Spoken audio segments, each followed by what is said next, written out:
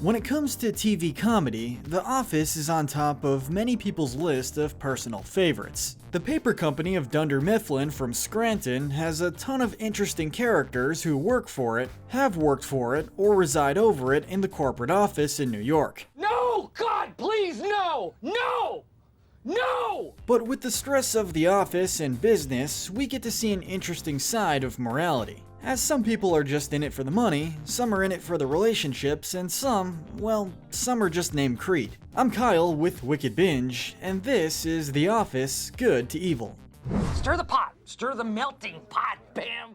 Now for this list, we're gonna switch it up a bit and start with the most evil character and work our way up to good. So let's kick it off with the bad and the evil. And the gold medal for most evil on our list is Robert California. One of the most interesting things about Robert is we don't even know if that's his real name. That was your choice, not mine. He calls himself the Lizard King and gives a completely different name to David Wallace near the end of season 8. Robert is the most evil because of how little we know about him. He's shrouded in mystery. We don't know what he did to get Jo Bennett to give him her job. He wants to completely control the company, shuts down branches without any thought, invites the company to his house, and then strips naked in front of them. He divides the Scranton group into two groups that he calls winners and losers, and shows very little care for any of them. I just think you guys are winners and I wanted to have lunch with you. He gives Nellie the job after firing her from a job down in the corporate office just because of the attraction to her. Really, Robert California manipulates and exploits everyone around him and pits employees against each other whenever he can. There's very little to say that's good about Robert, and that's why we put him at the bottom of the list. Our second place for evil goes to Jan. Jan's an interesting character to place because when the show starts, there isn't anything really wrong with her. She's shown to be good at her job, she doesn't put up with Michael's crap, and she cares about her employees, even trying to get Pam and Jim in better positions in the company. But after Jan starts dating Michael, we start to see the darker side she has. She skips work to come see Michael, hires an assistant she finds hot, and there's hints at her sleeping with him. She ignores Michael's safe words, she smokes in her office, and then doesn't tell her boyfriend when she is artificially impregnated. Her actions show her becoming more and more self-centered as the show goes on. Our bronze medal of evil goes to Todd Packer. Todd Packer doesn't do a single good thing in the entire show. Are you kidding? Everyone knows why. But the reason he isn't lower on the list is because the things that Packer does are usually more just annoying or rude. Really rude. Todd acts pretty wildly inappropriate at the office, to say the least, and even took a crap in Michael's office. Hey, listen, did you get that package I left for you? He's a boorish, alcoholic salesman who offends just about everyone, with the exception of Michael, who's kind of desperate to be his friend, despite the fact that this relationship is pretty one-sided. Todd often targets Michael with his jokes and even abandons him in dangerous situations, such as when he left him to be beaten by the bouncer whose girlfriend Todd picked up. Ryan started the fire, and so Ryan Howard is next on our list. He is a lot like Jan, where at the start of the show he wasn't a bad character, but became worse as the show went on. He abuses his relationship with Michael to get what he wants, cheats on Kelly with a ton of women, commits fraud while the VP of Dunder Mifflin, and uses his power as VP to get what he wants from the Scranton branch. You and I are done.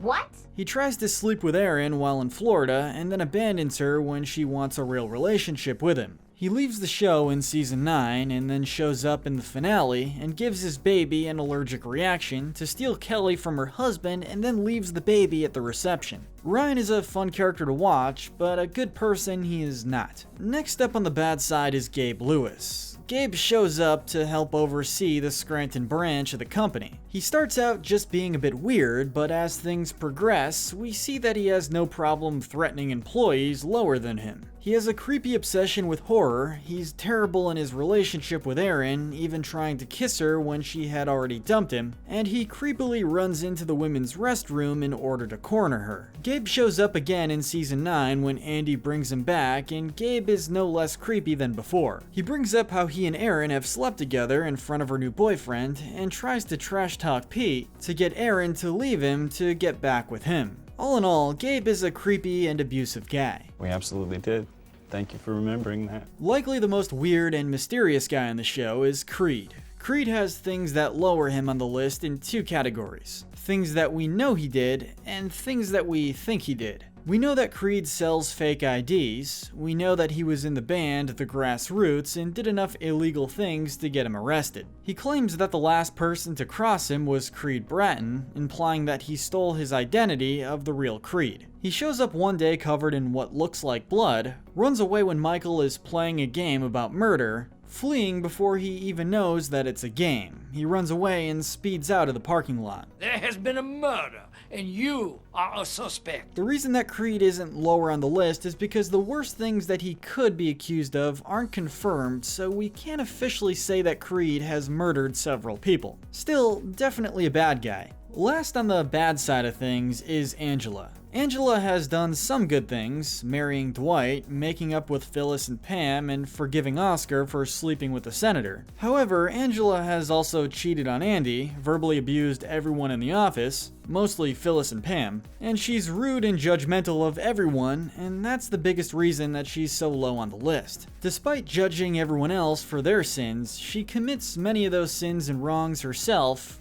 which makes her a pretty big hypocrite. While by the end of the show we can see Angela has become a much better person, her actions in the first 5 or 6 seasons are just too mean to overlook. And with that said, finally we move away from the dark side and into more neutral territory. These characters aren't evil, but we aren't exactly going to call them good people either. The first person in the gray area is Roy. Roy was the fiancé to Pam for the first 2 seasons of the show. He was a pretty bad boyfriend, showing little interest in Pam's interests and only caring about the bachelor party and what band will play at the wedding. He flirts with other women in front of Pam and tells Jim he hates it when she talks at home. Man, I would be all over that if I wasn't dating Pam. Pam admits that Roy doesn't like it when she bothers him with her feelings. So why is Roy not outright in the bad list? Well, Roy grows after his time on the show. After he tries to attack Jim for kissing Pam while they were engaged, Roy seems to really take an interest in Pam as a friend, telling her she should try to date Jim. He starts his own company and gets married to a different woman. It seems from the wedding that Roy has changed a lot. He learns how to sing and play piano for her, was more involved with the wedding, and he even thanks Pam and Jim for what they did because it allowed him to meet his current wife. Come on, if it wasn't for you, I never would have met Laura. He wasn't the most kind character on the show, but he did improve. Up next is Meredith. Meredith is a pretty bad mom. She's an alcoholic who isn't afraid to drink at work, going so far as to lick hand sanitizer just for the alcohol in it. She's usually pretty abrasive and usually rude to her coworkers as well. We see that she's pretty bad at keeping her house clean and leaving it unlocked and open. This isn't usually what you want to see in a parent with a child who would still be living with her and would need their mom with them.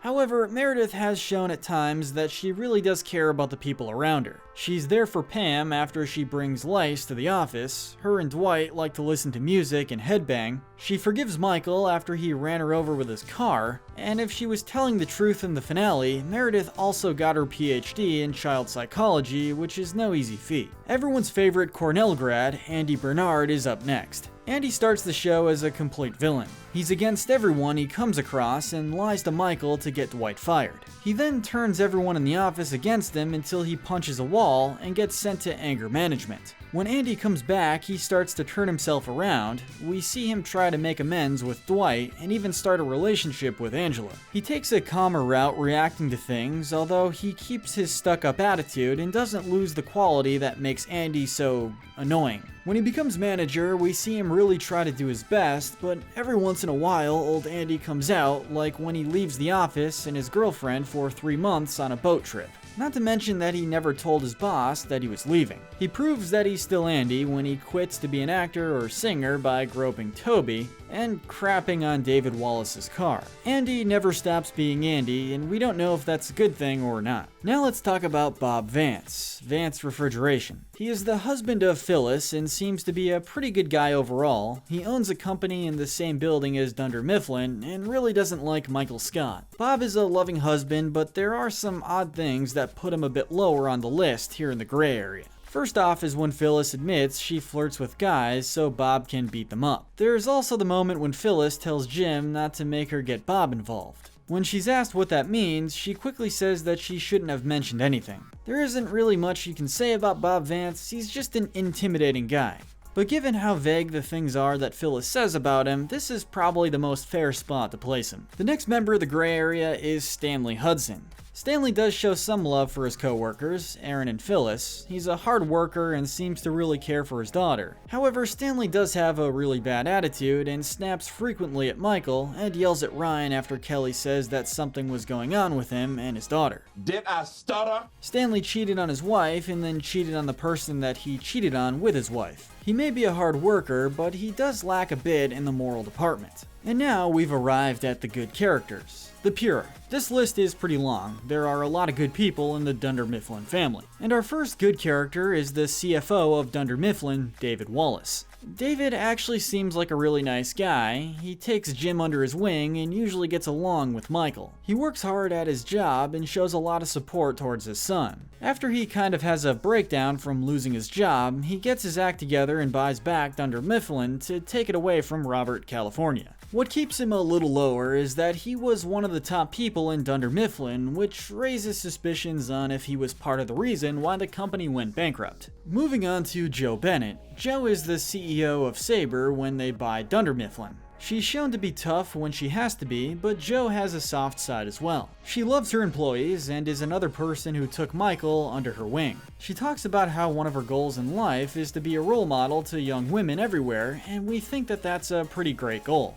She admits that she hates how she sells cheap printers and then later quits her job and hopefully finds something more meaningful for her to do. Finally, we get to our main character, Michael Scott. Michael means well, but he is very ignorant. He doesn't really know how to talk to women, or Oscar when he finds out that he's gay. And he stereotypes people often, like when he thought that Stanley was gonna be great at basketball. What?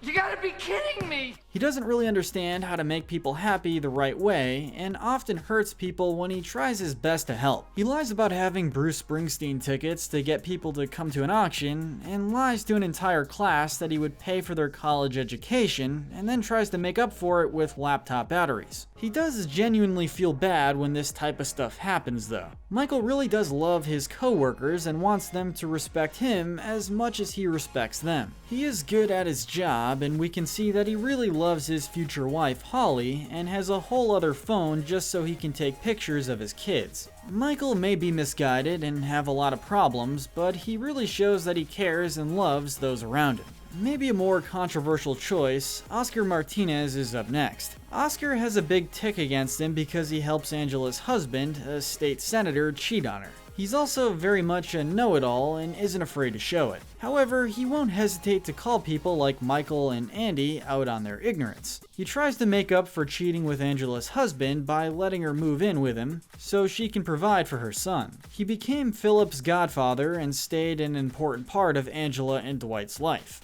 Now let's talk about Kelly. Kelly may be a bit judgmental and have a problem when it comes to Ryan, but she's still a sweet person. She talks a lot about everything going on in her life, which can be annoying, but we don't think this should go against her on the morality scale. Kelly cares about many of her co-workers like Jim and Pam. She was willing to stand up for herself when Michael was being his ignorant self, and she takes her job seriously from what we see, such as when she trains the accountants and from her talks about meetings with Michael. Kelly leaves her husband for Ryan, but to be honest, we think that some of the bad things she does is just because of Ryan's influence. We'll throw in Karen next. We don't really have anything negative to say about her. She is professional and pleasant, and she definitely seems to be a bit out of place at Scranton, with all the odd personalities around her. That said, she is quite ambitious, certainly in comparison to many of her colleagues. We'll also give a quick mention to Toby here as well, the human resources manager of Scranton. He's a nice guy and treats everyone with respect. Being as soft-spoken and mild-mannered as he is, he doesn't leap out as the most memorable guy, but he definitely earns a spot on the good list. Next up, we're gonna throw in Daryl. One could argue that Daryl, along with Jim, is one of the most normal characters on the show. He's a pretty chilled out dude, he's funny, and let's not forget, he likes to take advantage of Michael's naive nature.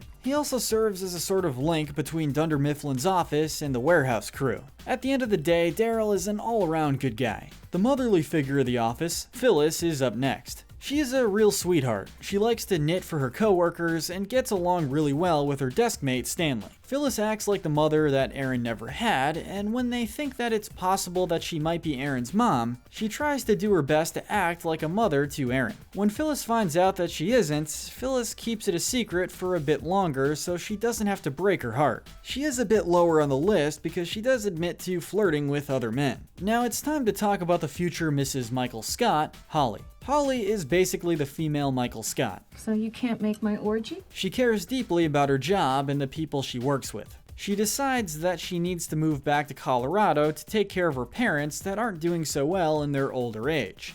She owns up to the mistakes she makes and tries to treat everyone with kindness. She isn't perfect though, joining Michael and accidentally letting the whole company know that the Buffalo branch is going to be shut down, and treats Kevin like he has special needs, which Dwight takes advantage of to trick her into treating him like this until she embarrasses herself. Do you think that I'm retarded?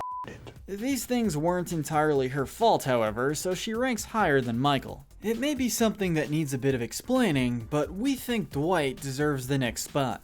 Dwight has some things that we need to put against him, obviously. Hold it in your mouth if you can't swallow. He helps Angela cheat, he's rude to most of his coworkers in the beginning, he shoots a gun off near Andy's head causing him to almost lose his hearing, and harasses Jim psychologically with snowballs and takes advantage of Clark being so new to the sales game. However, his loyalty and friendship to Michael is admirable, if not a bit creepy, and he and Jim make a great sales team and eventual best friends. He makes a great manager for the Scranton branch after Andy leaves, and he eventually works out that his employees are important to get along with. He cares deeply about Angela and his son Philip, and spends a lot of time taking care of his cousin. Dwight might have the biggest change in character from the beginning of the show to the end, and we love him for it. Probably the most naive of the Office cast, we should mention Erin. Erin isn't in the top 3 because sometimes her lack of awareness leads to awkward or bad situations, like when she dumps Gabe in public, tells Pam she's too good at being mean, and she loses her temper during the paper airplane contest, getting a bit too mean to Clark and throwing a huge fit. Clark's a dead man. However, she tries to do whatever she can to make people happy, she's a great receptionist for Michael, she gives Andy way more time than he deserved after he left her for months, she even started going by her middle name instead of her first name to avoid awkward situations with Kelly.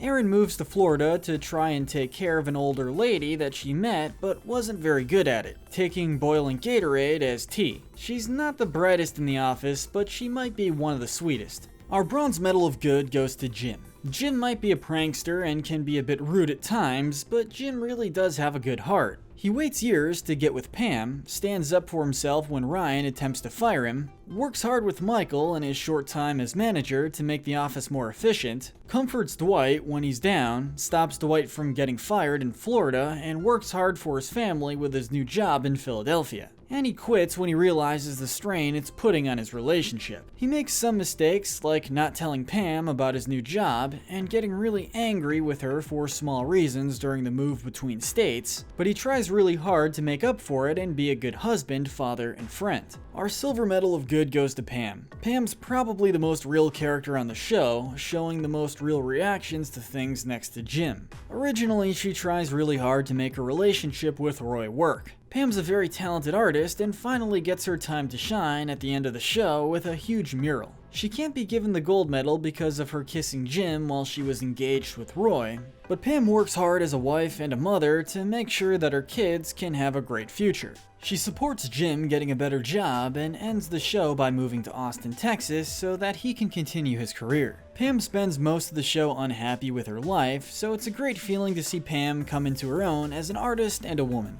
And finally, our gold medal of good goes to none other than Kevin. Kevin might be pretty stupid, but he means well in everything that he does. He does what he thinks is complimenting women, even if it can sometimes be offensive. I am totally gonna bang Holly. He tries really hard to have a good relationship with his now ex-fiance's daughter, works hard to make some of his famous chili for the office, even if he does spill it everywhere. Kevin has a good relationship with Jim and Oscar and tries to make good with everyone else in the office too. He isn't a good accountant, but with how little bad he actually does in the world, we can't rank him any lower. Kevin is a sweetheart who tries his best to work and make friends. But what do you think? Do you agree with our ranking? Let us know in the comments section below. Make sure to hit that notification bell and binge our Good to Evil playlist, where we break down the morality of the characters on your favorite shows, cartoons, and movies. But most importantly, stay wicked.